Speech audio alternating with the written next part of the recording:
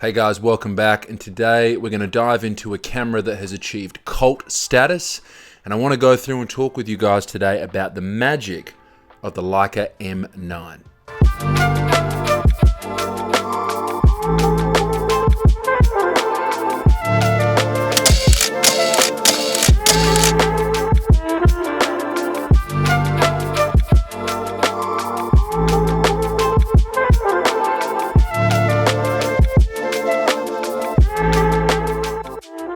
So most of you who watch my channel probably know what this camera is and what it's about. Essentially, in a nutshell, it's a 15-year-old digital camera with no autofocus, terrible ISO, terrible dynamic range, no video, and it still costs more than a lot of the new digital cameras produced today.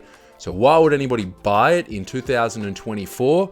Well, that's because when you get past the initial impressions of the camera as far as the technical specs go, that is where you find the magic.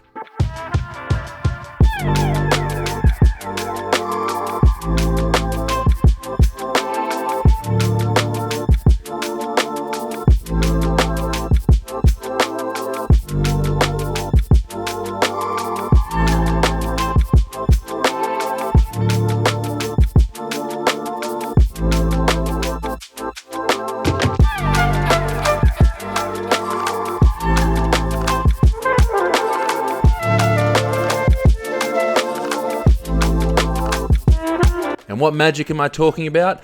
That is the 18 megapixel CCD sensor made by Kodak. So the M9, guys, has long achieved cult status. Everybody knows about this camera now. And for most film shooters, people would agree that this is probably the best digital camera for a film shooter. But why is that? My theory, like I said, is the magic is located within that Kodak CCD sensor.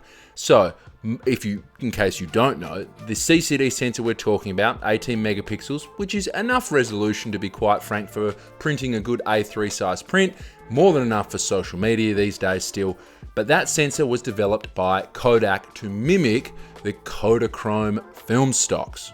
And the reason I think that a lot of film shooters especially associate this camera as being the perfect camera for a film shooter is because of the CCD sensor. Now, let me explain, because you're probably going, why do you keep saying CCD sensor? Well, anytime you go to a lab and get your film developed, it's scanned on one of the either Noritsu or Fuji Frontier film scanners, for the most part, the big industrial ones. Now, inside those scanners is a CCD sensor.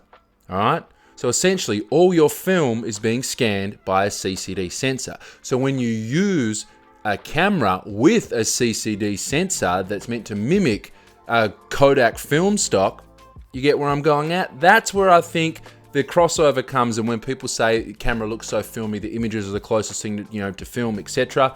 That's my, my theory on the subject, at least.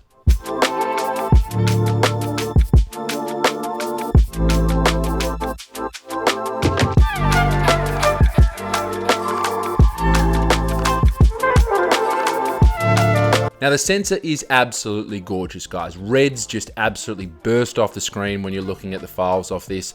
I think the amount of noise that it produces CCD sensors tend to mimic film grain a lot better than a CMOS sensor does with the noise off a CMOS sensor. But I actually think that the colors, to be quite frank, are probably the most beautiful off any digital camera that I have used. Now, part of the reason I think film shooters are so drawn to this camera is because of, like we just discussed, the sensor, the colors, the output, but also because of the limitations of this camera. Now, the ISO range on this camera starts at 160, and it only goes up to 2,500, if memory serves me right. Now, but within that range, you pretty much, I would say, have usable color images up to 800 ISO, and that seems to be the general consensus. Now, in a push, you can use this camera, I would say, at 1600 ISO for color, but most people would say 1600 convert to black and white, and the black and white files look amazing. But now that we're in 2024, if you actually use the denoise feature I've found within Lightroom, images shot at 1600 ISO can be cleaned up very, very nicely and are actually quite usable.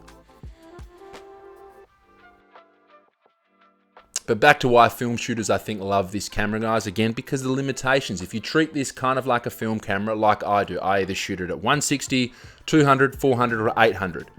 And they're the film speeds that I mostly use. I personally mostly shoot 400 speed black and white film, or push my black and white to 400. And color film, I don't use anything faster than Portrait 800 if I'm feeling like spending some money, but generally 200 to 400 as far as color film goes. So when you work within those constraints and you have an older, slower camera and you've got to use manual focus with a manual rangefinder, it really does add up to a film-like experience with a digital camera, as long as you don't chimp. And that's the next point. So talking about chimping, guys, it's renowned that the Leica M9 has a terrible back screen. And it's pretty bad. I mean, to be honest, all I'd like to use it for is just checking that my exposure was spot on. And if you zoom in one turn on the wheel on the back of the camera, you can generally get a gist to see if the focus is, if you've nailed focus on that shot. But otherwise, that's about all it's good for, guys, and cycling through the very limited menu. So again, if you don't chimp and you just want to check exposure, it can kind of give you that same sort of experience. I should say, without having to purchase an insanely expensive Leica MD.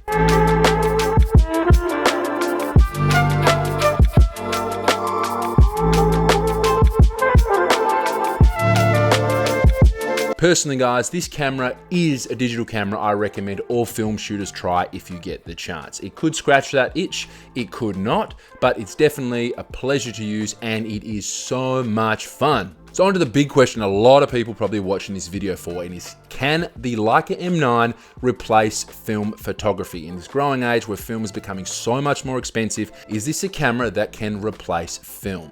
Now, I can only answer that question from my point of view, and my honest answer is no.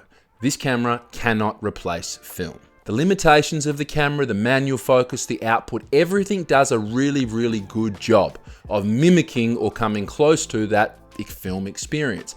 But for me personally, the simple manual act of advancing the shutter on a camera and the feeling and joy I get when I pull black and white negatives out of my developing tank, simply those two things alone are the reasons enough for me why no digital camera will ever replace film. Your mileage may vary, this may be the perfect camera for you, but again, it is still quite expensive, but to be quite honest, these days, it's probably gonna cost you about the same price as a Leica M6 is on the used market these days. So in hindsight, its prices come down a lot as long as you get it with the replace sensor. And lastly, I'm just gonna touch on this because I'm assuming if you know about this camera, you know about the problem, sensor corrosion. Make sure that if you wanna buy one of these cameras, the sensor has been replaced with the new one.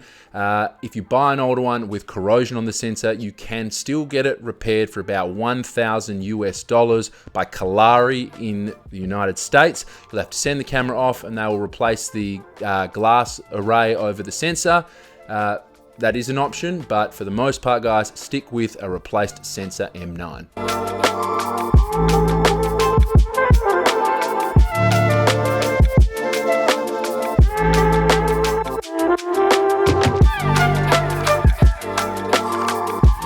So at the end of the day, guys, the Leica M9 is still an amazing camera.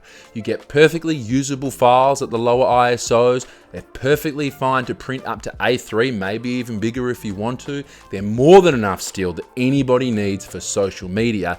And it's a beautifully looking camera. It's a beautiful handling camera. It's got amazing manual experience. It's just all around a fantastic retro, you could almost call it, digital camera. And I still think that in 2024, guys, if you want to have fun with the digital camera, this has got to be at the top of your list to try out. Thanks for watching, guys. I'll see you in the next one.